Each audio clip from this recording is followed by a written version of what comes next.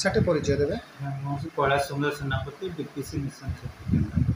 ସେଟା ଗୋଟେ ଅଭିଯୋଗ ସିଆର୍ପି ଆଉ ଯିଏ ଏମ୍ପିକେ ରହିଛନ୍ତି ମାର୍ଶାଖି ବ୍ଲକର ସେମାନେ ଗତକାଲି କଲେକ୍ଟରକୁ ଦେଇଥିଲେ ଆପଣ ସେମାନଙ୍କୁ କିଛି ଖରାପ ଭାଷାରେ ଗାଳି ଗୁଲଜ କରୁଛନ୍ତି, କ'ଣ କହିବେ ସାର୍ ପ୍ରତିକ୍ରିୟା ରଖିବେ? ଅଭିଯୋଗ କ'ଣ ଅଛି ମୁଁ ଏବେ ପର୍ଯ୍ୟନ୍ତ ଜାଣିନି, ମୋତେ ଜଣା ନାହିଁ। ତ ସେମିତି ଖରାପ ଭାଷାରେ ଗାଳି ଗୁଲଜ କରିବା ଏଇଟା କରିନାହିଁ, ସେତିକି ମୁଁ ଜାଣିଛି। ଅଭିଯୋଗ କ'ଣ ଅଛି ମୁଁ ଜାଣିନି।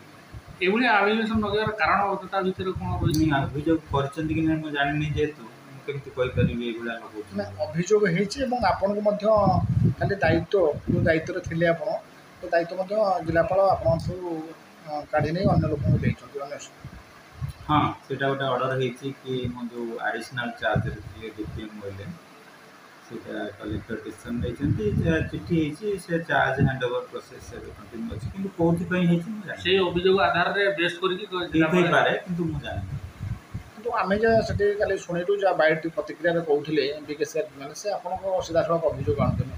ସାର୍ ଆମେ ଯାଇଥିଲୁ ବ୍ଲକକୁ, ସାର୍ ଯାଇଥିଲେ ଆମମାନଙ୍କୁ ଏମିତି ଗଛରେ ପଞ୍ଚାୟତର କିଛି ଯେଉଁମାନେ ରହିଛନ୍ତି ଇସି ମେମ୍ବର ସେମାନଙ୍କୁ ଆପଣ ନା ସରି ଯେଉଁ ସିଆର୍ପି ରହିଛନ୍ତି ସେମାନଙ୍କୁ ଆପଣ ଖରାପ କହିଛନ୍ତି। ମୁଁ ବାରମ୍ବାର ଆପଣଙ୍କୁ ସେଇ କଥା କହୁଛି ଯେ ଏ ଅଭିଯୋଗ ଡାଇରେକ୍ଟଲି ମୁଁ ଏବେ ପର୍ଯ୍ୟନ୍ତ ଶୁଣି ନାହିଁ କି ଆମର ଯେଉଁ କଲେକ୍ଟରଙ୍କ ପାଖରେ ଅଭିଯୋଗ କରୁଛନ୍ତି ବୋଲି କହୁଛନ୍ତି, କଲେକ୍ଟର ମଧ୍ୟ ଏବେ ପର୍ଯ୍ୟନ୍ତ ମୋତେ ଏ ବିଷୟରେ କିଛି ମୋ ସହିତ ଆଲୋଚନା କରିନାହିଁ। ଆପଣ କ'ଣ କହିବେ?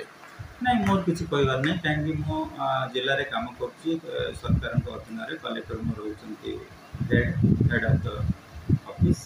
ତେଣୁକରି କଲେକ୍ଟର ଯାହା ଡିସିସନ୍ ନେଇଛନ୍ତି ତାଙ୍କ ଡିସିସନ୍ ଅନୁସାରେ ମୁଁ କାମ କରିବି। ଦୀର୍ଘ ଦିନ ହେଲାଣି ଆପଣ ମଧ୍ୟ କାମ କଲେଣି, କୌଣସି ଦିନ ଆପଣଙ୍କ ପାଇଁ ଅଭିଯୋଗ କିଛି ଆସିନଥିଲା? ପ୍ରଥମ ଥର ପାଇଁ ଆସିଲା?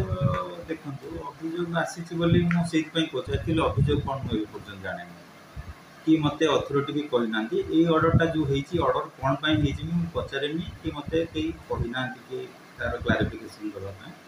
ତେଣୁକରି ମୁଁ ସେ ରିଲେଟେଡ଼୍ କିଛି ଆଉ କହିପାରିବିନି, ଯେହେତୁ ମୋତେ ଧାରଣା ନାହିଁ। ବିଭିନ୍ନ ଗଣମାଧ୍ୟମରେ ମଧ୍ୟ ଆପଣଙ୍କ ରାଜି ଯାହା ପ୍ରକାଶ ପାଇଛି ସେ ବିଷୟରେ ଆପଣ ଅବଗତ ଥିବେ। ନାଇଁ, ଏବେ ପର୍ଯ୍ୟନ୍ତ ମୁଁ ସେମିତି ମାନେ କଥା ସମସ୍ତେ କହୁଛନ୍ତି, ଆପଣଙ୍କ ପାଖରେ ବି ଇନଫର୍ମେସନ୍ ଅଛି ଆପଣ କହୁଛନ୍ତି, ସେ ଇନଫର୍ମେସନ୍ ମୁଁ ଡାଇରେକ୍ଟଲି କିଛି ସେମିତି ଏବେ ପର୍ଯ୍ୟନ୍ତ ପାଇନି। କିନ୍ତୁ ଅର୍ଡ଼ର ଗୋଟେ ହେଇଛି, ଯେଉଁ ଅର୍ଡ଼ରରେ ମୋର ଯେଉଁ ଆଡ଼ିସନାଲ୍ ଚାର୍ଜଟା ଥିଲା ସେ ଆଡ଼ିସନାଲ୍ ଚାର୍ଜଟା ୱିଡ୍ର କରାହେଇଛି। ସେଇଟା ମୁଁ ଚାର୍ଜ ହ୍ୟାଣ୍ଡ ଓଭର ପ୍ରୋସେସ୍ରେ ଅଛି, ଆଜି ସେଇଟା ଚାର୍ଜ ହ୍ୟାଣ୍ଡ ଓଭର କରିବି। କାହାକୁ ହ୍ୟାଣ୍ଡ ଓଭର କରିବେ ଚାର୍ଜ?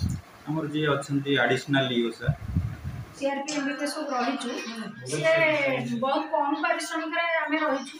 ତେଣୁ ସେମାନଙ୍କୁ ବି ଡାକିଥିଲେ, ଆମର ଇସି ସଭ୍ୟମାନଙ୍କୁ ବି ଡାକିଥିଲେ। ଡାକିକିନି କହିଲା ପରେ ଗୋଟେ ସାର୍ ସମସ୍ତଙ୍କର ଟିକେ ସମ୍ମାନ ଅଛି, କମ୍ ପାରିଶ୍ରମିକ ପାଉଛନ୍ତି, ସିଏ ଏଠି ଟିକେ ଭାରି ମାନେ ନିମ୍ନମାନର ଭାଷା ପ୍ରୟୋଗ କଲେ। ଏମାନଙ୍କର ବି ମନ ଦୁଃଖ ଥିଲା।